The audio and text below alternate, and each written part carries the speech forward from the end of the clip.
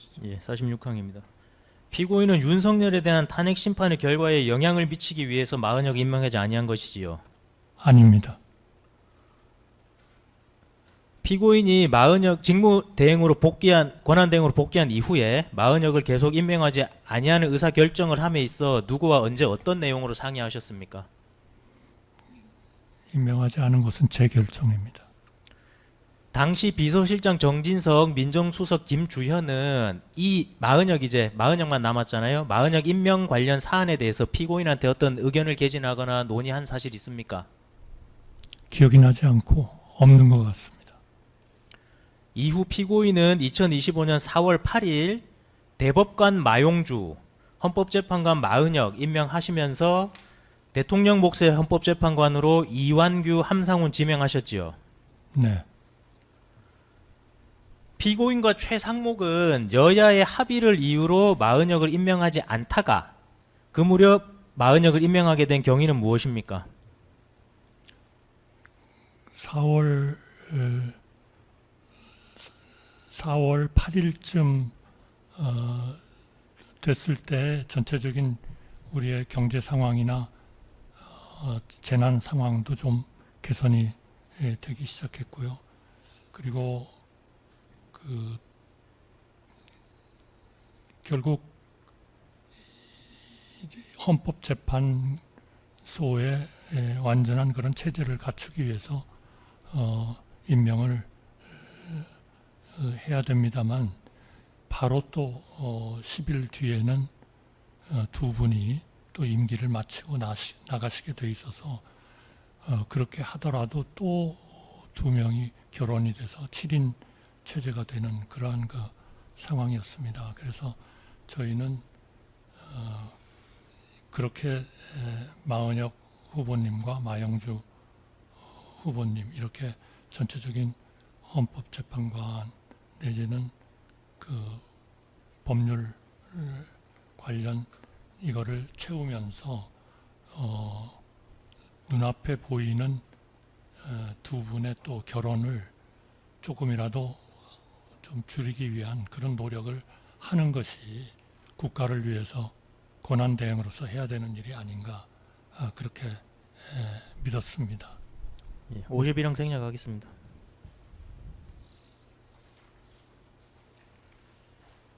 예, 52형 생략하겠습니다.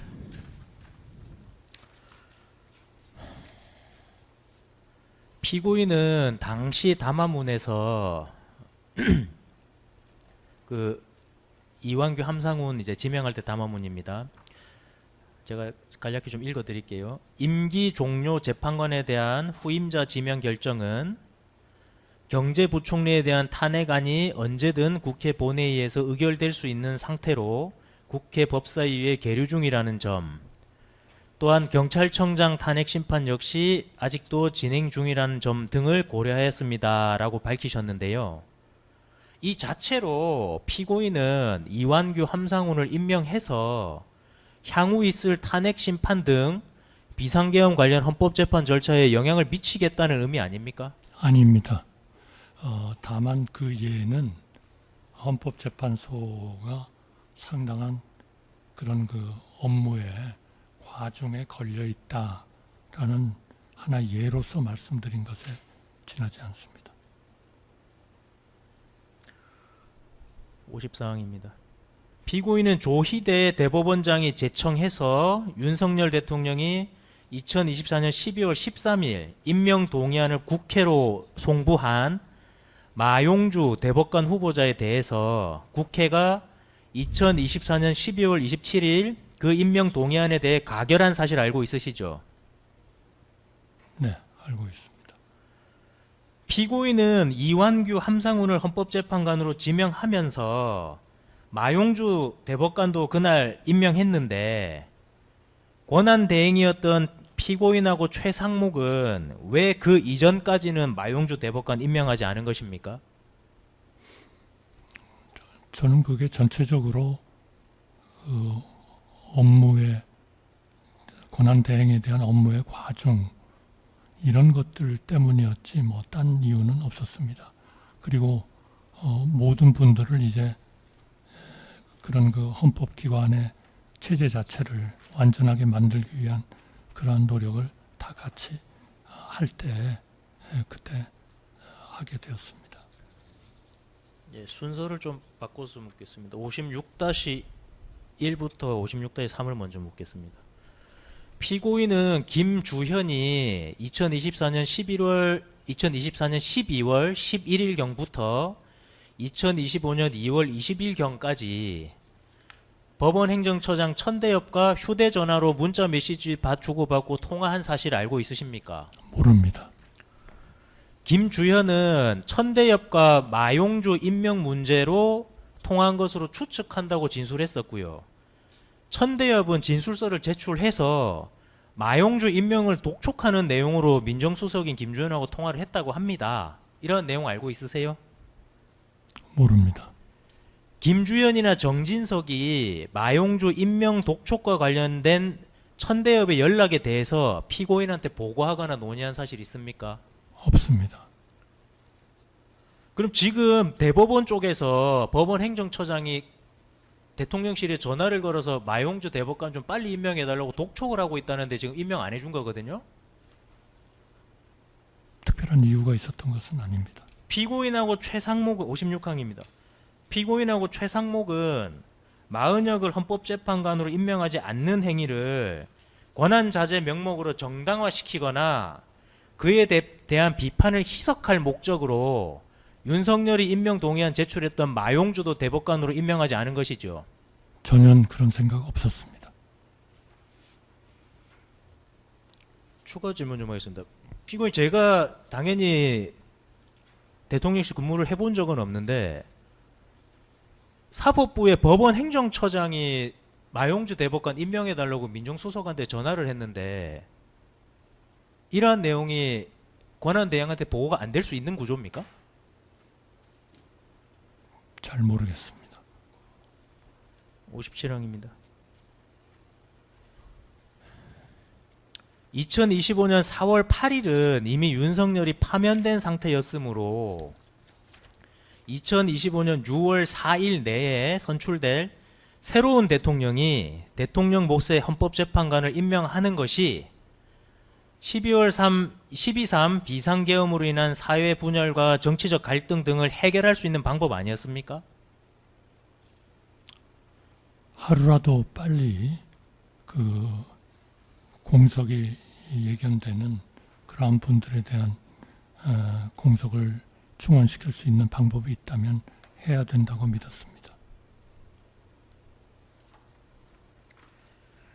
순번 152번 김주현 피의자 신문 조서 중 2048쪽 11행부터 14행까지 제시하겠습니다.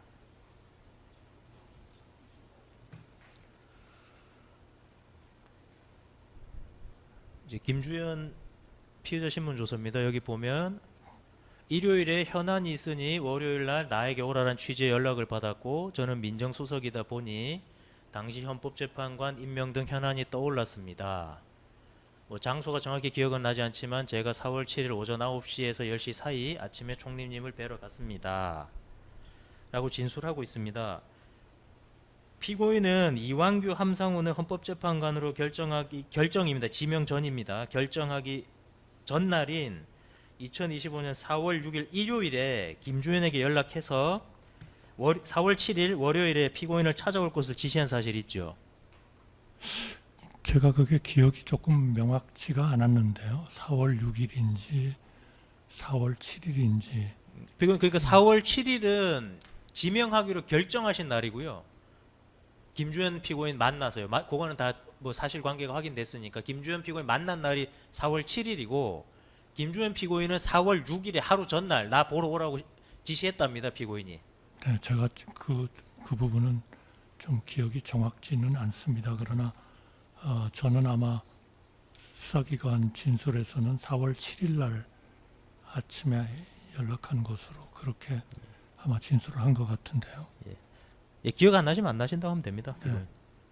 피고인은 당시 김주현에게 직접 연락하신 겁니까? 직원을 통해서 김주현에게 통보하신 겁니까? 직접 연락한 것 같습니다.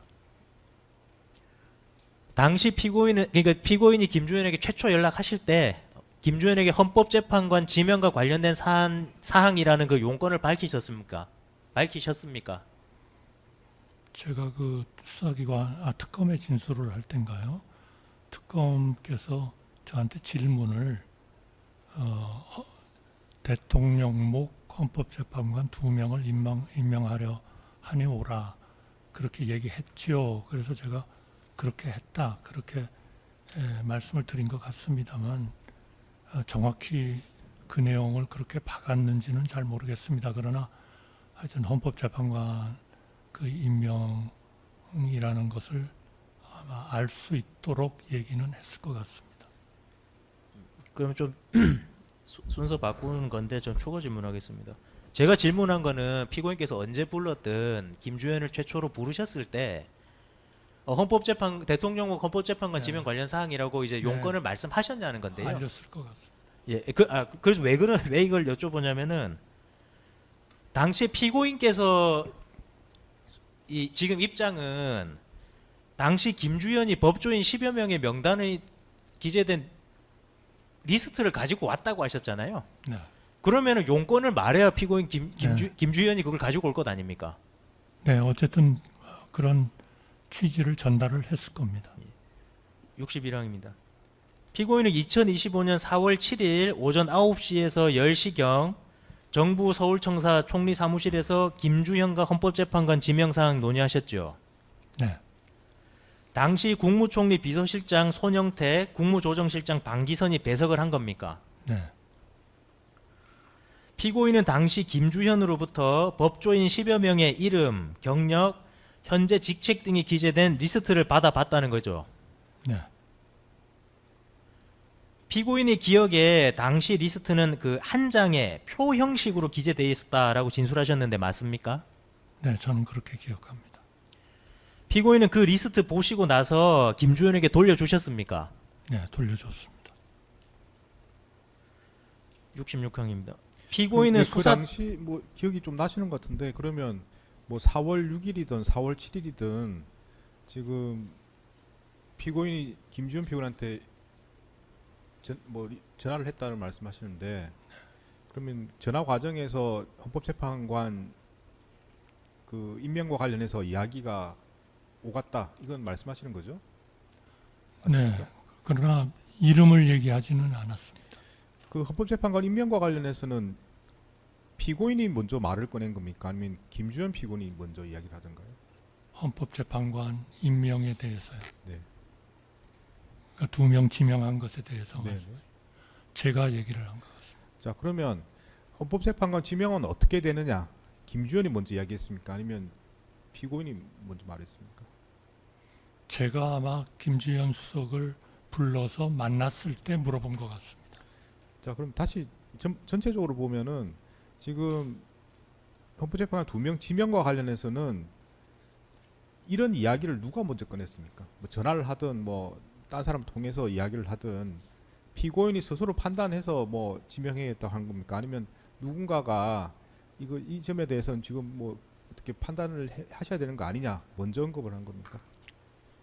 좀 언론 같은 데도 좀 나왔던 거는 같습니다만 기본적으로 제가 결정을 한 겁니다.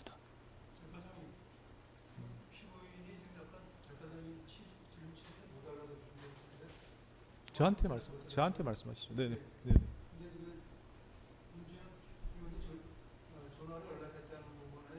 이제 어떤 말을 헌법재판관 지명과 관련해서 얘기가 있었는지 그 부분하고 그 다음에 김주현 피고인이 이제